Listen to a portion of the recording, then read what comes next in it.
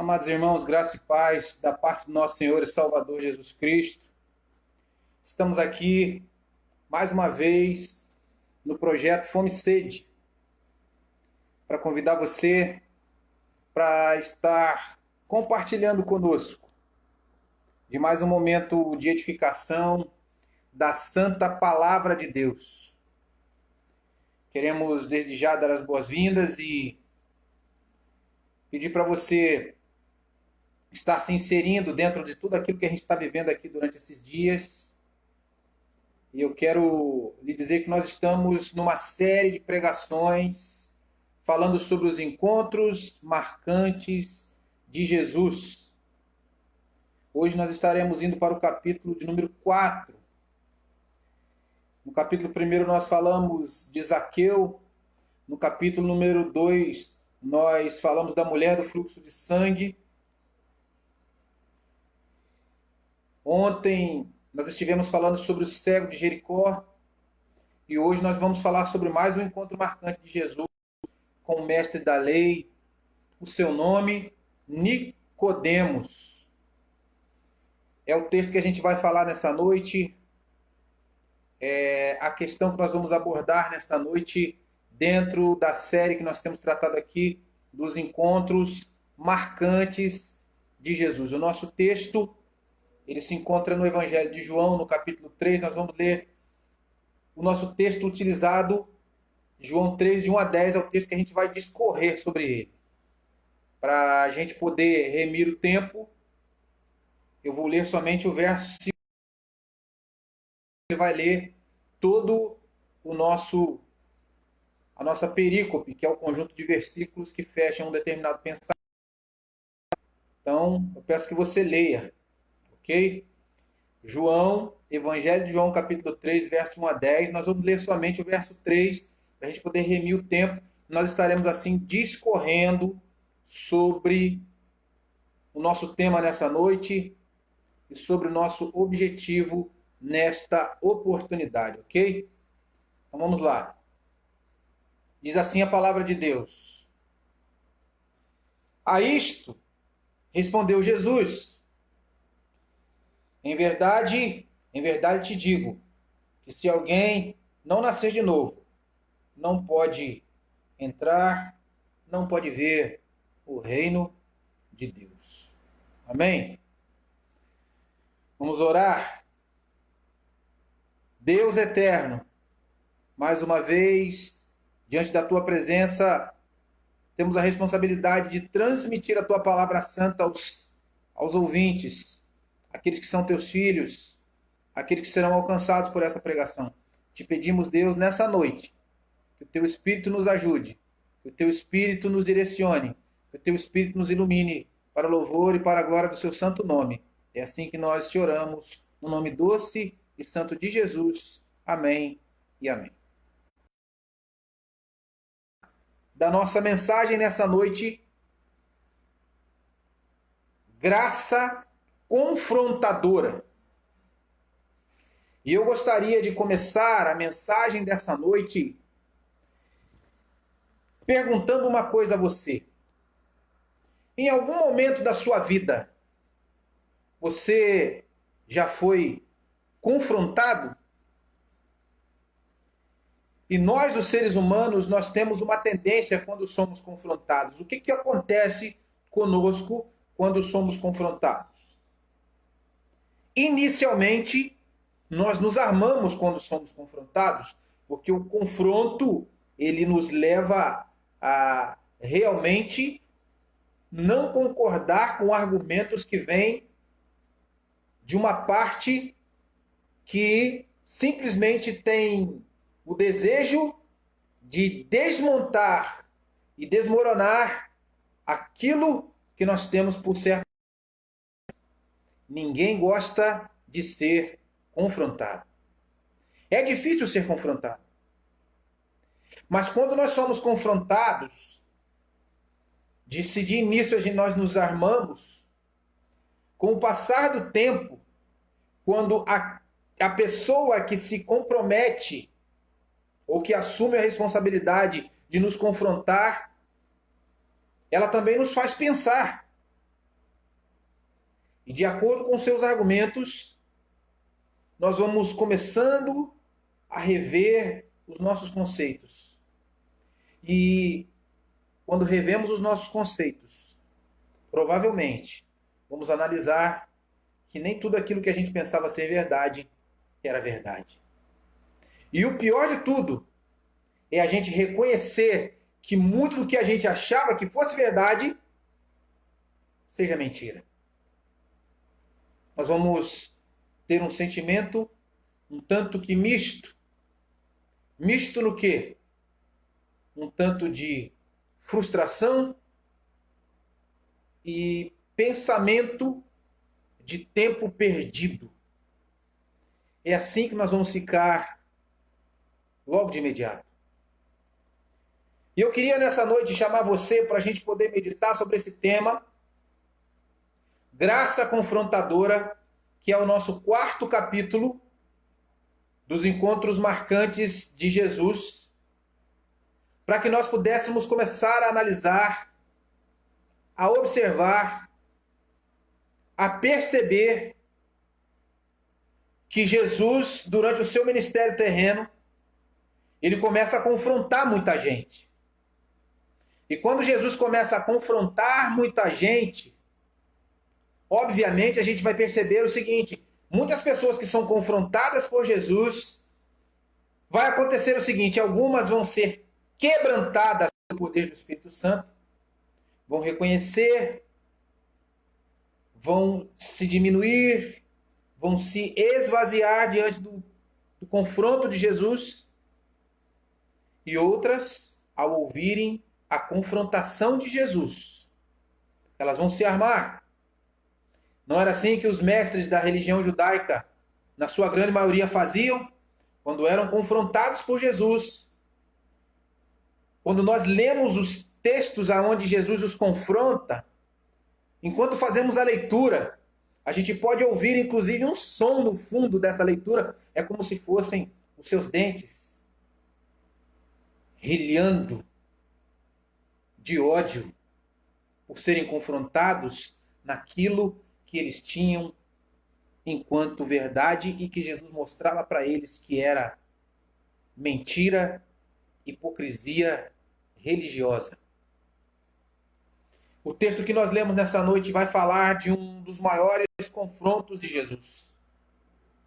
O texto mostra o encontro de Jesus, o encontro marcante e impactante de Jesus com o mestre da lei, o seu nome Nicodemos. Mas quem é Nicodemos? Nicodemos é um dos principais da sinagoga. O que significa isso? Dentre os mestres, Nicodemos era um que era tido como um dos mestres dos mestres. Nicodemos era dentro da religião judaica. Nicodemos era tido como uma das pessoas que eram um dos alicerces dessa religião judaica. O texto que nós lemos vai nos mostrar que este homem chamado Nicodemos, mestre da religião judaica, um dos principais desta religião e da seita dos fariseus, alguém que se julgava moralmente perfeito, alguém que se vestia como um religioso fariseu, alguém que entregava o seu dízimo, alguém que guardava o sábado, alguém que havia sido circuncidado ao 8º dia, alguém que guardava a lei, e alguém que tinha na sua mente que somente os nascidos em Israel é que eram reconhecidamente povo de Deus. Era como se todas as outras pessoas na face da terra, Deus não olhasse para elas e Deus não tivesse filhos em outro lugar na face da terra a não ser em Israel. Era assim que Nicodemos pensava e era assim que as lideranças judaicas pensavam, ensinavam e criam. Era exatamente desta forma. era exatamente desta maneira. Mas eu quero dizer que Nicodemos, ele vai começar no primeiro século a ter a sua crença confrontada por aquilo que ouvia falar de Jesus. E ouvir falar de Jesus, e ouvir inclusive os ensinamentos de Jesus, por mais que eles não fossem trazidos para Nicodemos de uma maneira direta, como se alguém, um discípulo de Cristo, estivesse evangelizando, talvez ele escutasse com muita pela boca de outros fariseus, mas aquilo chegava. O que importava era que a verdade de Deus ia chegando aos ouvidos de Nicodemos, e aquilo ia perturbando Nicodemos. Como mestre da lei, os olhos de Nicodemos começam a se abrir em relação a quem é Jesus. Nicodemos vai começar então a sentir certos incômodos na alma, incômodos que ele não consegue mais controlar, até que ele toma uma decisão. E qual é a decisão de Nicodemos? Nicodemos decide ir tirar conclusões próprias sobre quem é Jesus. Porque ele está lendo a lei, ele está lendo os profetas, e ele está ouvindo algumas coisas de Jesus, e ele, diferentemente dos outros judeus e dos outros líderes da religião judaica, ele está refletindo. Ele está pensando, peraí, tudo bem que nós tenhamos o nosso orgulho religioso, e o orgulho leva a gente a ter uma dureza de coração muito grande, mas este homem, as coisas que ele diz, as coisas que ele faz, ele fala com muita autoridade. Provavelmente esse homem sim pode ser quem ele diz ser. E eu não vou me deixar levar, obviamente, por aquilo que eu tenho ouvido, mas eu ouvi com meus olhos e eu quero ouvir diretamente com os meus próprios ouvidos, da própria boca desse homem, sobre quem ele é e quais são as verdades que ele traz consigo. E vai dizer o texto e o contexto. Que Nicodemos, esse mestre da religião judaica, ele vai sair de noite e ele vai procurar o lugar onde Jesus está. E talvez você se pergunte, por que é que ele vai de noite? Por que é que ele vai à noite? Obviamente, se ele é uma referência da religião judaica, e se os líderes da religião judaica e toda a religião judaica estão perseguindo a Cristo e eles odeiam a Cristo, seria condenatório para Nicodemos se ele é reconhecido indo ao encontro de Jesus e ser pego conversando com Jesus. Por isso ele vai de noite.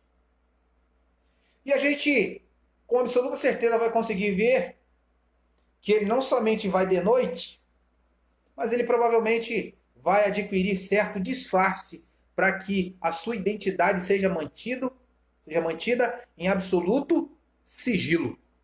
Essa é a intenção de Nicodemos. É isso que ele quer de verdade. Só que quando Nicodemos chega no lugar onde está Jesus, uma coisa impressionante é que ele pensa que está indo até Jesus, mas a impressão que nós temos, e essa é a verdade do texto, a gente percebe que Jesus estava ali esperando Nicodemos.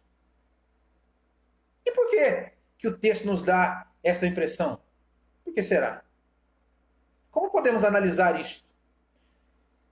Irmãos, as insatisfações que levam Nicodemos até o lugar onde está Jesus são claras dentro da Escritura. Se ele ouvia Jesus, ele ouvia a pregação do Evangelho. Se ele ouvia falar sobre Jesus, até sobre de lábios que falavam de maneira pejorativa sobre Jesus, mas o que importa é que ele ouvia falar de Jesus e o Espírito de Deus, ele age aonde a verdade é pregada, aonde o nome de Jesus é citado. E aonde há a explanação sobre quem é Jesus, sobre o que Jesus está fazendo, o Espírito incomoda os corações dos seres humanos pecadores. Ainda mais aqueles que têm seus nomes escritos no livro da vida. O Espírito de Deus leva Nicodemos aonde está Jesus. A Trindade trabalha em perfeita harmonia. Mais uma vez, Jesus está à espera de mais alguém que Deus envia até ele. E Jesus está ali. E Nicodemos se achega aí, pressionado, perplexo. Ele olha para Jesus e começa a tentar bajular a Jesus. Ele diz: Senhor, mestre, Rabi, creio eu que tu és alguém enviado da parte de Deus. Porque ninguém pode fazer os sinais que tu fazes se não for um enviado de Deus, se não for alguém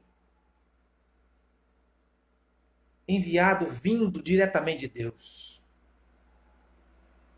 E o texto vai nos mostrar, já no versículo 3 que a gente leu, que Jesus não dá a mínima para aquela bajulação de Nicodemos, e Jesus é enfático e rápido na resposta. Vai dizer o versículo 3: A isto respondeu Jesus: em verdade te digo, que se alguém não nascer de novo, não pode ver o reino de Deus. Quando Jesus começa a dizer aquelas coisas para Nicodemos, algumas verdades de Nicodemos começam então a desmoronar. É como se você estivesse numa igreja há muito tempo e lá você tivesse os seus chamados símbolos de fé. É como se lá você tivesse uma teologia, determinados ensinamentos que você adquire e absorve desde a sua infância, como Nicodemos adquiriu e absorveu desde a sua infância. De repente você começasse a ser confrontado nisso tudo, e confrontado dentro de uma verdade, e é tudo aquilo que você crê desde pequeno, aquilo começa a ser derrubado, e você no seu orgulho, você fica brigando e dizendo: não pode ser, não pode ser, não pode ser, não pode ser. É como um lutador que começa a dar golpes de maneira em que ele começa a tontear aonde há um prenúncio de um possível fatal nocaute. Quando Nicodemos escuta aquela palavra de Jesus e ele achava que seria salvo pela lei, ele seria salvo por obedecer à lei, uma espécie de salvação por dignidade, uma espécie de salvação por obras, uma espécie de salvação por méritos. E Jesus começa a quebrar toda a estrutura teológica, diria eu, na estrutura de Nicodemos. A graça é confrontadora. A graça confrontadora nos dá a ideia de dinamites ao nosso redor, ao redor da nossa mente, que começam a explodir, jogando para o alto tudo aquilo que a gente tinha enquanto símbolo da nossa fé, enquanto marca da nossa fé, o que na verdade nada tem a ver com fé. Nicodemos se desespera, já que eu não sou salvo por obedecer à lei. E isso serve para nós, os cristãos, também, no nosso tempo. De que maneira nós somos salvos? O que ocorre para nós sermos salvos? De que maneira somos salvos? Nós somos salvos quando somos confrontados pela graça. E nessa confrontação, a primeira coisa que a gente aprende é que a gente é pecador. É a primeira coisa. A graça nos confronta. De repente, Nicodemos pensa consigo mesmo: mas eu sou judeu. A graça que confronta, ela destrói e derruba qualquer tipo de concepção religiosa que um ser humano tenha. Mas eu sou bom. por causa da minha religião. E tudo começa a ser mostrado para esse ser humano, que ele pode ter uma religião, mas ele está perdido. E que, inclusive, o fato de ele estar numa religião não prova que ele é bom de maneira nenhuma. Jesus diz assim para ele: importa-vos nascer de novo, Nicodemos. É importante nascer de novo, Nicodemos. Toda aquela estrutura teológica que começa a ruir na cabeça de Nicodemos faz Nicodemos, então, no meio do seu desespero, fazer uma colocação: como que eu vou nascer de novo? Como pode um homem já sendo velho nascer de novo? Ele tem que voltar para o ventre da sua mãe? Ele faz uma pergunta para Jesus e a gente percebe que ele está completamente perdido. Mas Jesus não tem a intenção de deixar ele calmo. Jesus continua pisando no acelerador. Não te admires de eu te dizer: importa-vos nascer de novo. Não fica assustado. Não fica alarmado. Você foi trazido até mim nessa noite para você saber as verdades do reino dos céus. As verdades do reino dos céus nada tem a ver com as tuas verdades. Nada tem a ver com as tuas concepções. Nada tem a ver com as tuas convicções. Nada tem a ver com aquilo que você país, nada tem a ver com a tua instituição religiosa, nada tem a ver, inclusive, com a denominação, você que está ouvindo isso aqui. Você pode estar na denominação mais tradicional da face da terra e estar completamente enganado. Enganado pelo que ouve, enganado pelo que te ensinam, enganado por uma tradição, enganado por homens. Você pode estar completamente enganado. Talvez alguém pense que é salvo por ser como Nicodemos, pensava que era salvo porque era judeu. Ele pensava estar salvo, mas ele estava totalmente perdido. Talvez alguém pense como Nicodemos: autossalvo porque eu sou judeu. Talvez alguém pense que é salvo por ser batista. Talvez alguém pense que é salvo por ser presbiteriano. Talvez alguém pense que é salvo por ser assembleano. Talvez alguém pense que é salvo por ser metodista. Talvez alguém pense que é salvo por ser luterano. Talvez alguém pense que é salvo por ser congregacional. Mas nada disso basta. Nada disto é eficiente. Absolutamente nada. Não é o fato de você estar numa religião que faz de você alguém salvo, mas é o fato de você ser impactado pela graça que vem do alto, por aquilo que vem de Deus. É o fato de você ser confrontado e perder os seus argumentos completamente, faz de você alguém que reconhece estar perdido e começa a caminhar para entender o que é salvação. Jesus diz para ele: importa-vos nascer de novo. Sabe o que Jesus está falando? Para ser filho de Deus, para ser alguém salvo, para ser alguém convertido, para entrar no reino dos céus, alguém precisa ser transformado totalmente por Deus. A religião por si só não pode fazer isso. A instituição religiosa por si só não pode fazer isso. A instituição religiosa por si só não pode e não vai fazer isso. O que Jesus está dizendo é o seguinte: você pode estar dentro de uma instituição. Você pode ter nascido dentro de uma religião. Você pode ter nascido dentro de uma instituição, ter vivido dentro de uma instituição, ter aprendido tudo dentro de uma instituição ou de uma denominação. Você pode estar numa religião milenar. Você pode estar ali enraizado durante muito tempo. Você pode pensar que essa religião, ou que essa instituição, ou que essa denominação, tudo te ensinou de bom. Você pode passar toda a sua vida dentro dessa instituição. Mas você pode morrer. E quando abrir os seus olhos, você pode perceber que você abriu os seus olhos dentro do inferno.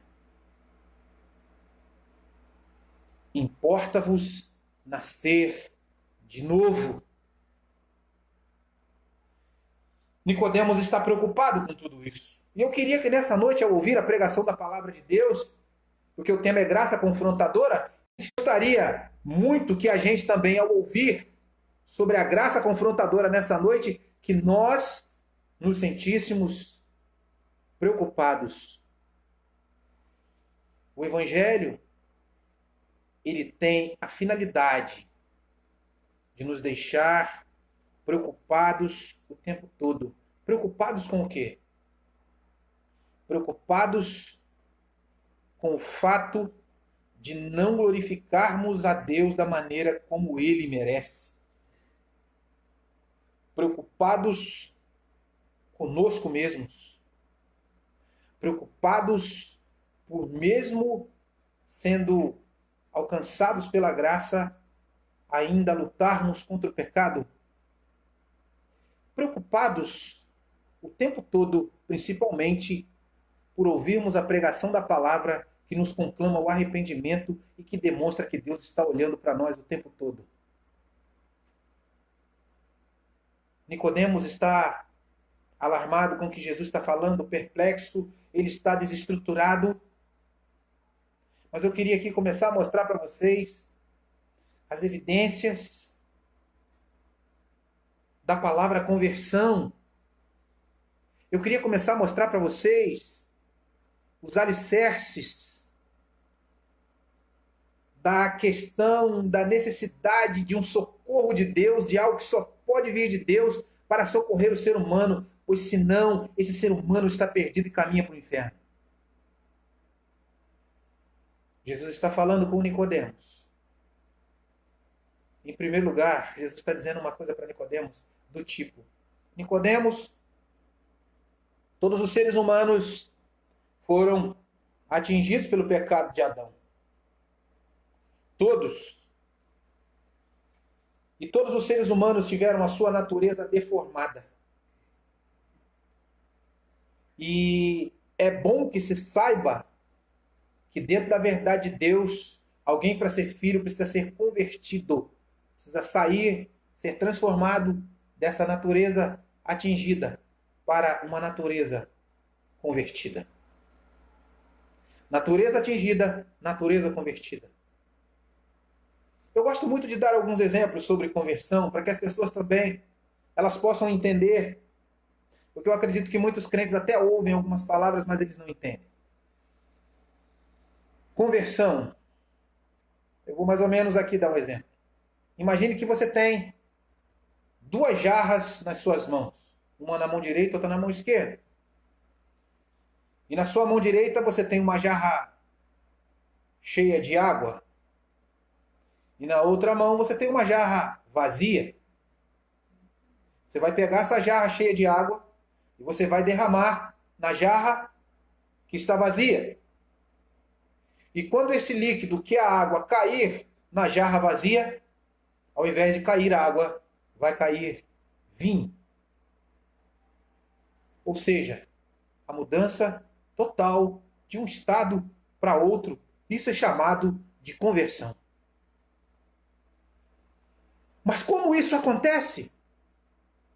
Talvez alguns seres humanos pensem que a conversão se dá por causa do seu livre-arbítrio. Talvez os seres humanos achem que a conversão se dá por causa das suas escolhas.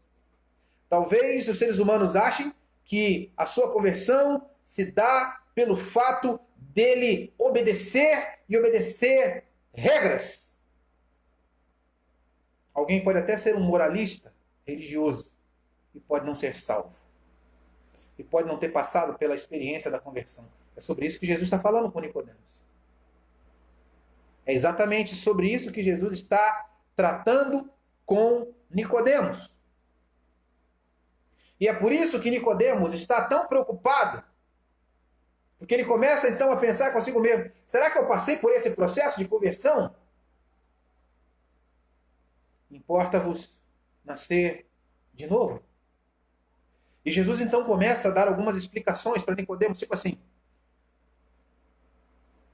Aquele que não nascer da água e do Espírito não pode ver o reino de Deus. Observemos que qual é o propósito do escritor do texto quando ele faz essa colocação nas palavras de Jesus: nascer da água e do Espírito. Por que água e Espírito? Para um judeu,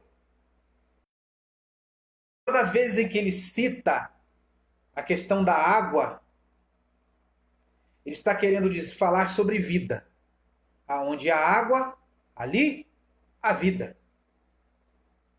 Então, quem não nascer da água e do Espírito, ou seja, água, vida, purificação pelo poder do Espírito. Aquele que não nascer desse processo, sendo totalmente purificado, transformado, convertido pelo poder que vem de Deus, ele não pode ver o reino dos céus, o reino de Deus. Ele não entra, não vai entrar no reino de Deus. Importa-vos nascer novo. Está ouvindo a pregação nessa noite que tem síndrome de Nicodemos? Mas eu achava que tudo era assim. Eu achava que tudo era da maneira como eu aprendi lá na minha denominação desde pequeno. Eu acredito que tudo, de repente, era. Eu acreditava que tudo era da maneira como a minha religião secular me ensinou desde pequeno, porque os meus pais me passaram isso, os meus avós. E agora eu estou começando a ouvir uma outra coisa totalmente diferente. Jesus está dizendo para Nicodemos sobre o que é nascer de novo, o que é ser regenerado, o que é ser transformado, o que é ter nova vida, nascer do Espírito. Jesus está dizendo que é necessário que o ser humano seja conduzido para a grande oficina de Deus, para que ele seja moldado de acordo com a graça de Deus, com o querer de Deus, com a santidade de Deus. Se isso não acontecer, este ser humano caminha para a perdição. O que significa nascer do Espírito? Nascer de novo significa nascer do Espírito. O que significa nascer do Espírito? Significa então nascer de cima? Significa nascer do alto? Significa nascer de Deus? Significa que só Deus pode propiciar essa questão do novo nascimento. Graça confrontadora. Tudo isso vai realmente mexer com a mente e com o coração de Nicodemos, porque agora ele está ouvindo de Jesus aquilo que ele precisa ouvir. Você que de repente nunca escutou sobre a doutrina da regeneração, nunca ouviu falar sobre novo nascimento, talvez você escutou muita coisa, muita dose de um evangelho, um cristianismo cheio de regras, cheio de hábitos, cheio de costumes, cheio de pode e não pode, mas você nunca ouviu a pregação do verdadeiro evangelho. Porque aquele que nasce de novo não precisa de regras. Aquele que nasce de novo, ele não precisa de uma lista de pode e não pode. Porque aquele que nasce de novo, ele nasce de novo e ele nasce de novo para glorificar a Deus. Aquele que nasce de novo não está aprisionado a regras de nenhuma instituição religiosa. Aquele que nasce de novo não está aprisionado a nenhum livro, a nenhuma cartilha de pode e não pode. Nicodemos estava preso à lei e achava que a lei iria salvá-lo. Mas Jesus está mostrando para ele o seguinte: se você não nascer de novo, a lei não te salva. Pelo contrário, ela te condena.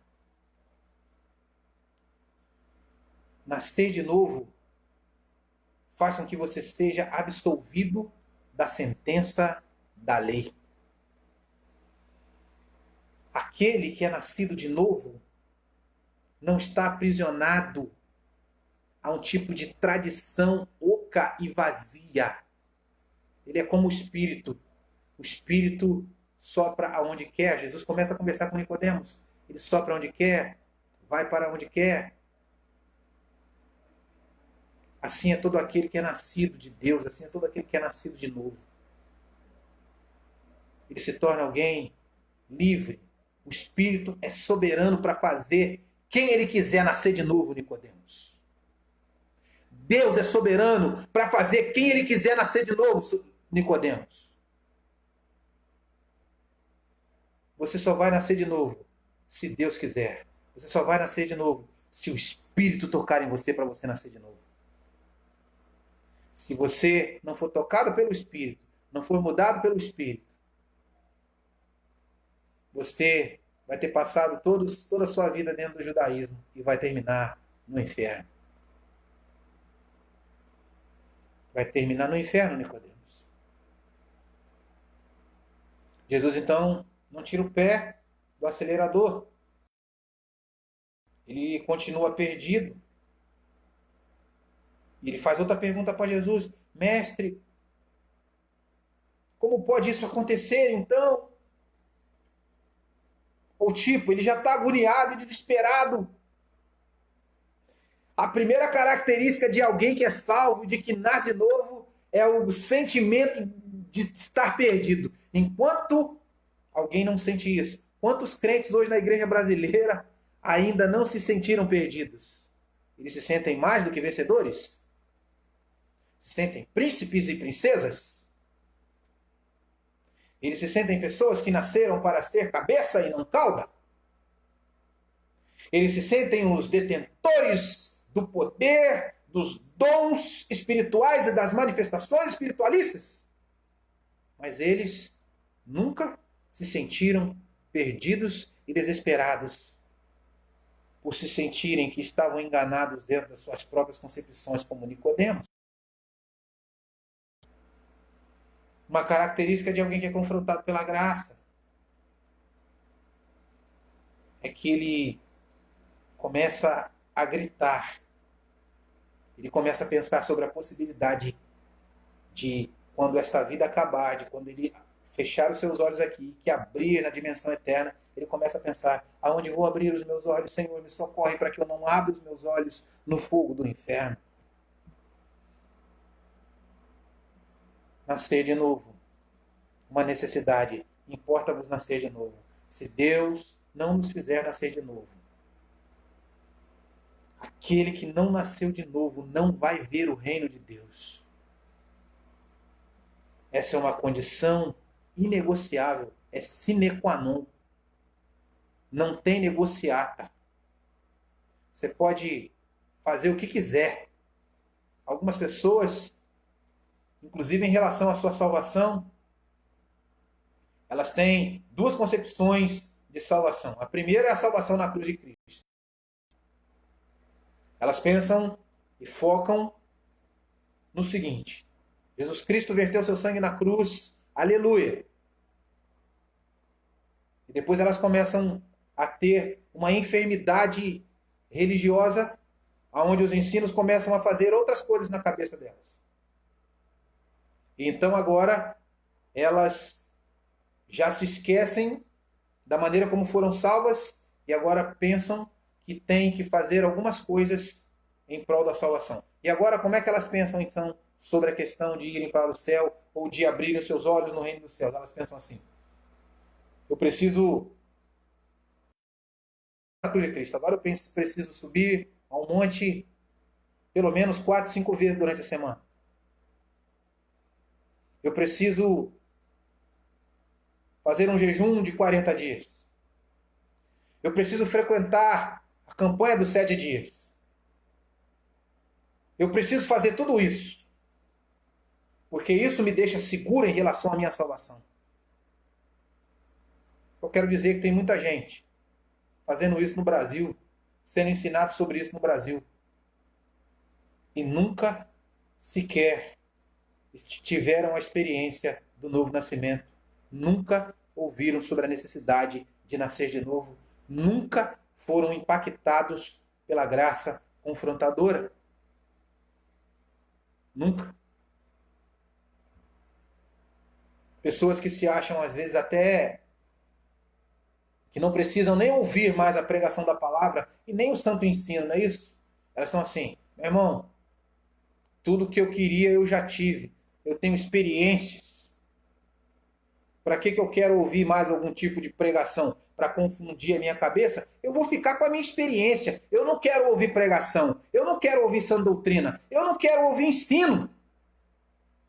Eu vou ficar com a minha experiência. É como Nicodemos. É como um fariseu. Quer continuar agarrado com as suas convicções enganadas. Jesus se volta para Nicodemos e diz: tu és mestre em Israel e não consegue compreender essas coisas? Se eu falo com você de coisas terrenas e você não entende, que dirá falando das coisas espirituais, né, Nicodemos? O que Jesus quer dizer para ele? Sabe por que você não entende das coisas espirituais? Porque você não é espiritual. Sabe o que é ser uma pessoa espiritual? Uma pessoa espiritual não é aquela que entra em transes. Uma pessoa espiritual não é aquela que sapateia. Se diz sapatear no espírito, né? Uma pessoa espiritual não é aquela que grita no espírito. Uma pessoa espiritual não é aquela que se diz super visionário das coisas futuras. Uma pessoa espiritual não é aquela que cria uma áurea mística em torno de si. Uma pessoa espiritual é aquela que as pessoas nem precisam dizer que ela é espiritual, mas que todos percebem que ela é espiritual. Uma pessoa espiritual é uma pessoa que tem o Espírito de Deus. E a pessoa que tem o Espírito de Deus é porque o Espírito de Deus habita nela. E se o Espírito de Deus habita nela, é porque essa pessoa nasceu de novo. Ela se torna casa de Deus, morada de Deus, morada do Espírito Santo. Jesus está dizendo para Nicodemos: você é um religioso. Você guarda a sua tradição há muito tempo. Você faz muita coisa dentro da sua tradição judaica. Você vive fazendo, vive falando, vive guardando. Mas você é vazio. Você não é espiritual. E você não entende de nada espiritual, porque o Espírito não está em você. Se o Espírito entender tudo aquilo que eu te falo, Nicodemos. Se você realmente for espiritual, se você for alguém marcado para nascer de novo, todas as palavras que eu estou te dizendo, Nicodemos, você vai absorvê-las. Você vai se submeter a elas. Você vai abrir mão do seu orgulho institucional, do seu orgulho religioso, para se curvar à verdade eterna de Deus para a sua vida. E veja como as coisas têm harmonia total, porque a palavra de Jesus é a verdade. Jesus é a própria verdade. Tanto que ele diz: eu sou o caminho, a verdade e a vida. Ninguém pode vir ao Pai senão por mim. Nicodemos, eu sou o Deus encarnado. Se você nascer, vai entender que a sua religião, ela é vazia, pois ela me nega. Ela é vazia porque ela não aceita os meus ensinos. Ela é vazia porque, mesmo sendo confrontada por aquilo que eu digo, ela continua relutante e orgulhosa. Sabe o que quebra o orgulho de um homem? Nicodemos. O fato dele nascer de novo. Se você é marcado por Deus para nascer de novo, você é marcado a ouvir os ensinos de Jesus. A pregação da palavra de Deus. Quando você ouve a pregação da palavra de Deus, você começa a entender. Eu posso estar na igreja presbiteriana e eu gostar muito dos manuais da igreja presbiteriana, e eu gostar muito da maneira como os presbiterianos pensam teologicamente, e eu gostar muito da maneira como os presbiterianos realizam o seu culto, mas isso não significa que eu sou alguém salvo. Você pode estar na igreja Assembleia de Deus, você pode gostar da maneira como a Assembleia de Deus faz a evangelização, você pode gostar da como os assembleianos agem de maneira, diria eu, calorosa nos seus cultos. Você pode gostar daquele ambiente da Igreja Assembleia de Deus, no entanto, não ter nascido de novo, isso não vai adiantar nada.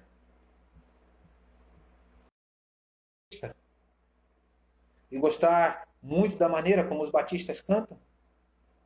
Você pode ser batista e gostar muito da maneira como os batistas pregam o Evangelho. Você pode ser batista e apreciar Charles Haddon Spurgeon. Você pode até conhecer a história da Igreja Batista, mas isso não faz de você alguém nascido de novo. Importa-vos nascer de novo. A graça que nos confronta nos mostra que não basta a gente estar dentro de uma igreja evangélica. A graça que nos confronta, que confronta os seres humanos, mostra que não basta alguém estar dentro de uma religião e achar que aquela religião vai levá-lo a ver o reino do céu, porque não vai. Provavelmente, uma religião causa a ira de Deus ao invés de fazer alguém ver o reino de Deus. O judaísmo causava a ira de Deus, por incrível que se pareça. O judaísmo perseguia e matava a igreja de Cristo. O judaísmo matou o Filho de Deus, o Filho do Deus Altíssimo. O judaísmo endureceu o coração para o Deus homem e o homem Deus. Eu quero terminar a nossa reflexão nessa noite falando sobre graça confrontadora rapidamente, fazendo algumas pontuações para a gente fazer algumas aplicações rápidas. Vamos caminhar para o final. Eu quero falar sobre algumas características dessa graça confrontadora rapidamente. Ok? Primeira coisa que eu quero dizer é que essa graça confrontadora, ela é fruto dos ensinamentos de Jesus e não de nenhuma instituição religiosa. Eu quero fazer uma conclamação a você que está ouvindo a pregação nessa noite. Busque ler a sua Bíblia. Busque edificar-se na sua Bíblia. Busque alimentar-se do que a sua Bíblia fala sobre Jesus. Busque as verdades de Deus na pessoa de Jesus. Porque só assim é que nós vamos entender que foi através do poder dos ensinos de Jesus que nós nascemos de novo. Não se engane, não permita-se ser enganado pelo fato de ter sido batizado há mais de 5, 10, 15, 20 anos. Não pense que você é salvo porque come do pão e bebe do vinho. Mas saiba que você é salvo se você entende plenamente o que ocorreu para que você coma do pão e beba do vinho. Não pense que pelo fato de alguém ter derramado um pouco de água sobre a sua cabeça, ou ter levado você para uma correnteza de água e ter te mergulhado lá, que o batismo faz de você uma pessoa salva. Mas entenda que antes de você ser levado para ser batizado, algo aconteceu para que você fosse levado para ser batizado. Antes de ser levado para ser batizado pelas águas, nas águas, Você foi batizado pelo Espírito Santo de Deus para ter nova vida. Guarde isso no seu coração. Que a graça confrontadora te mostre isto. Outra característica da graça confrontadora. A graça confrontadora nos leva do desespero da nossa perdição para o alívio da segurança da salvação. A graça confrontadora mostra que nós somos pecadores. A graça confrontadora mostra que nós estamos errados diante de Deus. A graça confrontadora mostra que nós somos imerecedores do perdão de Deus. A graça confrontadora nos mostra que nós somos hipócritas com a nossa religião. A graça confrontadora nos mostra que podemos estar há muito tempo numa igreja e nunca temos sido crentes de verdade, nunca temos sido transformados em filhos de Deus. Mas a graça confrontadora nos mostra para sermos curados, para sermos tratados. A graça confrontadora vem até nós para nos causar um choque, para que depois possamos repousar no amor de Deus, na pessoa de Jesus. Quando a gente vai ler o relato de Nicodemos, a gente vai ver que depois desse momento com Jesus, desse encontro marcante com Jesus, o que acontece com Nicodemos? Ele some. E somente lendo depois lá os relatos da crucificação de Cristo, é que a gente vai ver, lendo os evangelhos bem à frente depois, que quando Jesus é morto e crucificado e morto,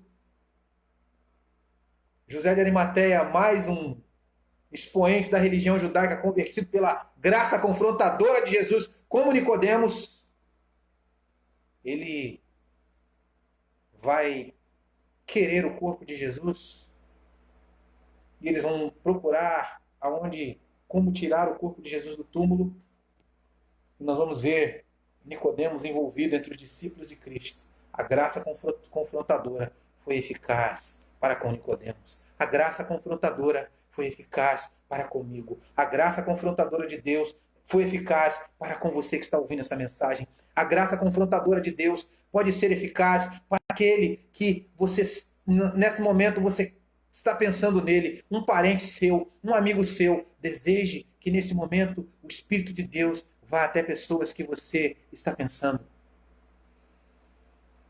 Que a graça os confronte. Que a graça os faça estremecer entre o desespero da perdição, pela maneira como eles vivem, pelo que eles são. Mas para que depois traga a harmonia, a leveza do amor e da bondade de Deus na pessoa de Jesus Cristo.